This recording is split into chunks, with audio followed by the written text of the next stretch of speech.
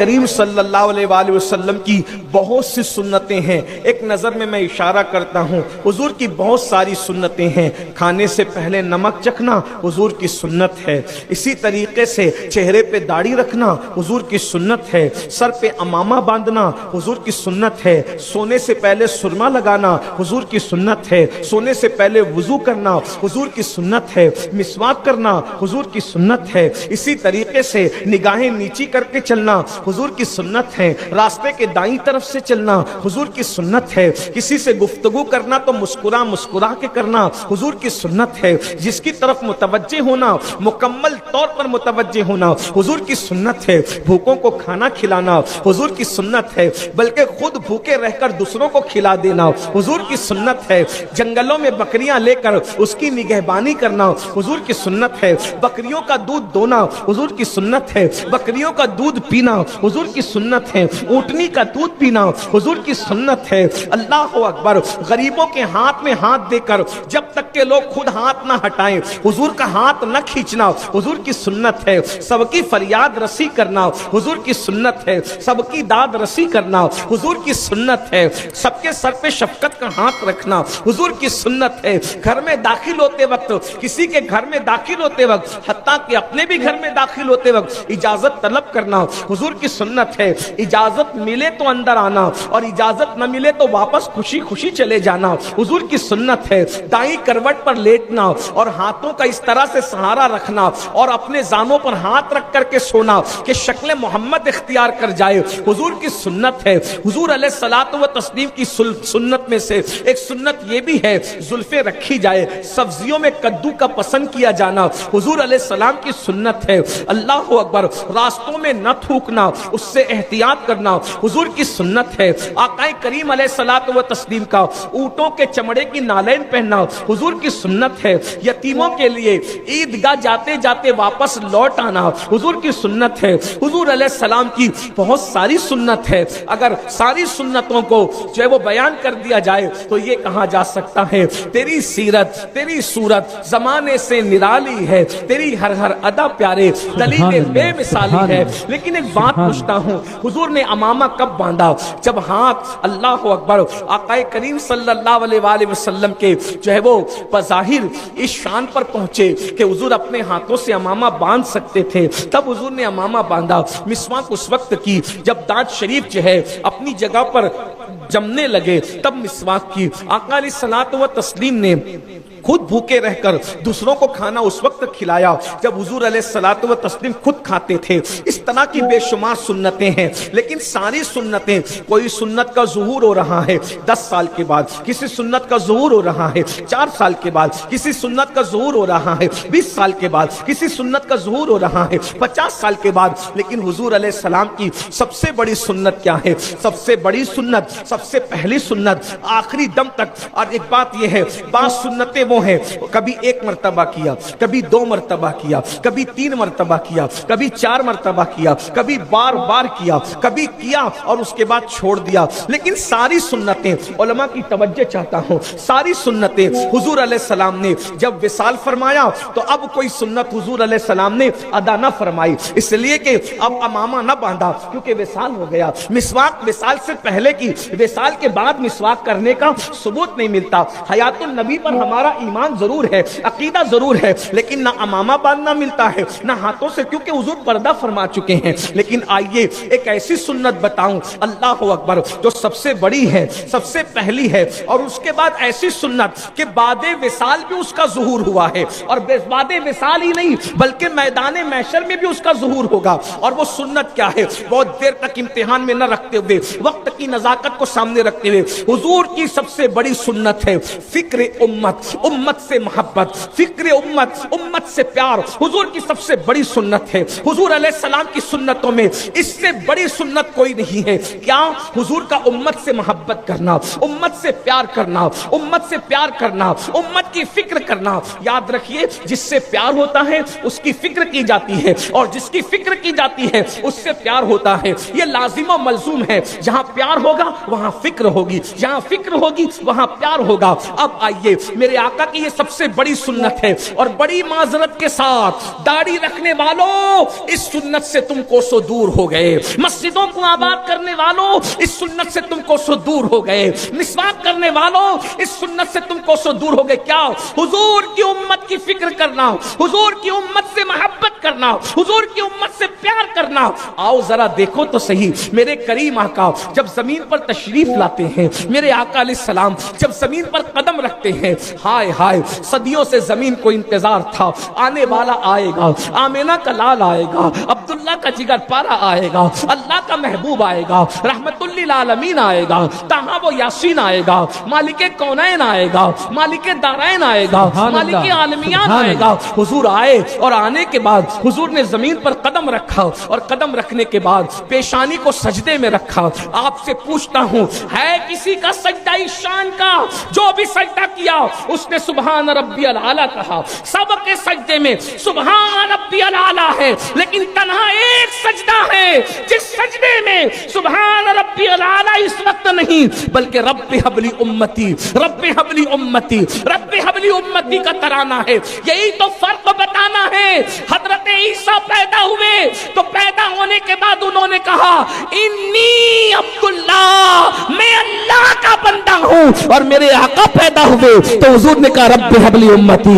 عیسیٰ پیدا ہو کر اپنا نام لے رہے ہیں، اور میرے آقا پیدا ہو کر امتی امتی کر رہے ہیں۔ یہ حضور علیہ السلام کا معاملہ ہے۔ اپنے مقدر پہ ناز کرو، گناہگارم ولیکن خوش نصیبم، کتنے خوش نصیب ہو، گنہگار ہو مگر خوش نصیب ہو۔ اسی لیے تو کہتا ہوں اگر کوئی ہم سے پیار نہ کرے ہمیں شکوہ کیا، اس لیے کہ محبوب خدا ہم سے پیار کرتے ہیں، اللہ کے محبوب ہم سے پیار کرتے ہیں، اور کتنا پیار کرتے ہیں۔ یہاں تک بزرگوں نے فرمایا نبی اپنی امت سے اپنی جان سے زیادہ پیار کرتے ہیں۔ جو اپنی جان سے زیادہ ہم سے پیار کرے، کیسا نبی اللہ نے عطا فرمایا، کیسا نبی اللہ نے عطا فرمایا۔ بس اب میں اسی پہ بات پوری کرنے لگا ہوں۔ حضور کی سب سے بڑی سنت ہے امت سے محبت اور فکر امت، جو آج ہمارے پاس نہیں۔ اور بڑی معذرت کے ساتھ مدرسوں میں قرآن پڑھایا جا رہا ہے، اور خانقاہوں میں بھی، سب کی بات نہیں کر رہا ہوں لیکن جنرل بات کر رہا ہوں۔ مدرسوں میں قرآن پڑھایا جا رہا ہے، خانقاہوں میں تصوف کا درس ہو رہا ہے، لیکن مدرسے بھی فکر امت سے خالی ہو رہے ہیں، اور بعض خانقاہیں بھی فکر امت سے خالی۔ جو نبی کی سب سے بڑی سنت تھی اس امت نے اس کو ترک کر دیا۔ اگر امت محمدیہ سے یہ محبت کا سلسلہ جاری رہتا تو کوئی بھائی کسی بھائی کا گریبان نہ پکڑتا، کوئی پڑوسی کسی پڑوسی پہ کیس نہ کرتا، کوئی پڑوسی کسی پڑوسی کی زمین پہ قبضہ نہ کرتا، کوئی کسی پہ ظلم نہ کرتا، کوئی کسی پہ زیادتی نہ کرتا، کوئی کسی کا قتل نہ کرتا۔ اسے پتا تھا کہ میرے آقا اس سے محبت، دیکھو حضور کا امتی ہے، اتنی بات یاد رکھ، حضور کا امتی ہے، حضور اس سے پیار کرتے۔ بولو کرتے کہ نہیں کرتے؟ اب ایک بات کہوں، حضور اگر پتھر سے پیار کریں، کہ یہ پہاڑ احد سے میں پیار کرتا ہوں، تو کوئی احد کو لات مارتا ہے معاذ اللہ؟ بولو بھائی کیوں؟ احد کا ادب کیوں ہے؟ کیوں ہے احد کا ادب؟ کیونکہ حضور اس سے پیار، ارے حجر سے پیار کرتے ہو تو تم اس سے پیار کرنے لگے، لیکن حضور بشر سے بھی تو پیار کر رہے ہیں۔ امتی میں تو سب آ گئے۔ آج ہمارے دل حضور کی امت کے لیے کیا ہے؟ حضور کی امت کے لیے کون پیار کا جذبہ رکھتا ہے دل کے اندر؟ اللہ ماشاءاللہ۔ آؤ اب آغاز کرتے۔ حضور نے پیدا ہوتے وقت امت کو یاد کیا، پھر پوری زندگی امت کو یاد کیا، پوری زندگی۔ حضور علیہ السلام کی زندگی کی کوئی رات نہیں گزری کہ اللہ کے رسول علیہ السلام امت کے لیے دعا نہ کرتے۔ ام المومنین سیدہ عائشہ صدیقہ طیبہ طاہرہ فرماتی ہیں کہ جب اللہ کے رسول صلی اللہ علیہ وآلہ وسلم کو اپنی امت کے گناہ یاد آتے تو حضور کھڑے کھڑے امت کے لیے دعا کرتے، اور جب دعا کرتے تو اتنی دیر تک کھڑے رہتے کہ حضور علیہ السلام کے پیر مبارک سوج جاتے، پیروں پہ ورم آ جاتے، اور جب پیروں پہ ورم آتے ایسا لگتا تھا کہ سردی میں حضور کے پیر یہ سوج کر کے پھٹ جائیں گے اور اس سے خون رسنے لگے گا۔ میں کہتی یا رسول اللہ بس بھی کیجئے، میرے آقا आका बस भी कीजिए। तो मेरे सरकार फरमाते आयशा मुझे रो लेने दो, मेरी उम्मत के लिए दुआ कर लेने दो, इसलिए कि मेरी उम्मत बहुत गुनहगार है। अल्लाह अकबर। एक मर्तबा उम्मुल मोमिनीन फरमाती हैं अल्लाह के रसूल मेरे घर तशरीफ लाए, मेरी बारी का दिन था, जरा महसूस कर लेना अगर आज 1500 साल की मिलाद की शब में हुजूर अलैहिस्सलाम की सबसे बड़ी सुन्नत को हमने महसूस कर लिया तो मैं समझता हूँ कि ये महफिल कामयाब है। अल्लाह के बंदो जरा गौर करो। फरमाती हैं हुजूर मेरे घर तशरीफ लाए और जैसे ही मेरे घर मेरे आका आए तो मेरे आका अलैहिस्सलातु व तस्लीम ने मुझसे कहा आयशा मैं तुमसे, आज तुम्हारी बारी का दिन है, क्या ख्याल है अगर मैं आज अल्लाह की इबादत में वक्त गुजारूं तो क्या तुम इसके लिए मुझे इजाजत दोगी? यहाँ आगे बढ़ने से पहले एक बात और कहूंगा, इजाफा करूंगा। अल्लाह अकबर। अल्लाह के रसूल जाने इबादत नफल इबादत करने से पहले अपनी बीवी से इजाजत ले रहे हैं। नबी मुख्तारे कुल अपनी बीवी से नफल इबादत से पहले फरमाते हैं आयशा तुम्हारी बारी है, अगर तुम इजाजत दो तो मैं अल्लाह की इबादत करूं। फर्ज के लिए इजाजत की जरूरत नहीं है लेकिन नफल के लिए हुजूर, हालांकि वो मुख्तारे कुल हैं, सैयदा आयशा से उनको इजाजत लेने की जरूरत नहीं है, लेकिन तालीम उम्मत के लिए अल्लाह अकबर नबी बता रहे हैं बीवी का हक अदा करना ये नफल सजदों से अफजल है, नफल सजदों से बढ़कर है। अब मुझे बताओ वो अल्लाह के रसूल होकर तालीम उम्मत के लिए नफल इबादत के लिए जिस सौजे मुकर्रमा की बारी पर खड़े रहते हैं तो फरमाते मुझे इजाजत दो कि मैं अल्लाह रब्बुल इज्जत की नफल इबादत करूं। यानी उम्मत को पैगाम दे रहे हैं अगर नफल इबादत करने में बीवी की हक तलफी होती है तो उस वक्त नफल इबादत से अफजल बीवी का हक अदा करना है। कहां है वो नौजवान लड़के जो बेवक्त जो है रात के 3-3, 4-4 बजे तक होटलों पर बैठे रहते हैं और बीवियां तड़पती और तरसती रहती है। कोई हमारी खैरियत तो पूछे, घर जाते हैं मोबाइल में लग जाते हैं, कोई गेम खेल रहा है, कोई जुआ खेल रहा है, कोई यूट्यूब पर है, कोई फेसबुक पर है। अरे नादान अपने नबी से क्या सीखा तुमने? अगर अल्लाह अकबर बीवी की हक तलफी हो रही है नफल इबादत की वजह से तो अल्लाह के रसूल ने नफल इबादत से रोककर बीवी के हुकूक अदा करने का हुक्म दिया है। लेकिन यहाँ तो अल्लाह अकबर मुसलमानों के मोहल्लों को देख लो जहां रात के 3-3, 4-4 बजे तक जबरदस्ती जगते रहे। कोई काम नहीं, काम है तो जगो, मैं मना नहीं कर रहा हूं लेकिन कोई काम नहीं है। वो उधर बैठ के गुटखा खा रहा है, वो उधर बैठ के पान खा रहा है, वो उधर बैठ करके जो है वो होटल की कुर्सियां तोड़ रहा है। और क्या बात हो रही है?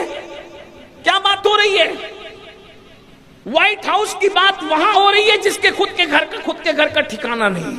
ये हालात है इस कौम के, इसलिए याद रखो।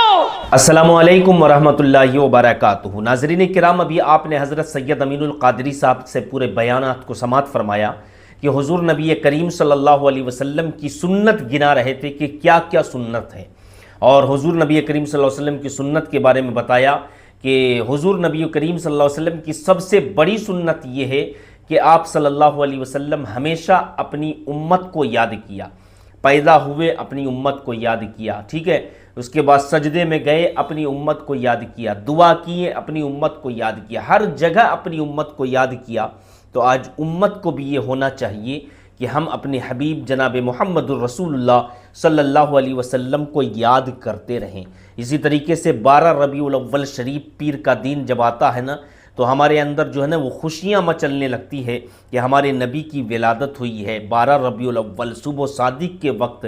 तो हमें आपको क्या करना चाहिए कि ख़ास करके 12 रबीउल अव्वल को हुज़ूर नबी करीम सल्लल्लाहु अलैहि वसल्लम पर दरूद व सलाम खूब निछावर करें और हमेशा पूरे का पूरा साल पढ़ते रहें। इंशाअल्लाह आपको दुनिया में भी फ़ायदा हासिल होगा और कब्र में जाने के बाद भी हासिल होगा और आखिरत में भी हासिल होगा। तो नाजरीन आपसे गुजारिश है कि इस वीडियो को ज़्यादा से ज़्यादा अपने दोस्तों अहबाब में शेयर कर दीजिए और चैनल में पहली बार आए हैं तो चैनल को ज़रूर सब्सक्राइब कर लीजिए। अस्सलामु अलैकुम वरहमतुल्लाहि वबरकातुहू।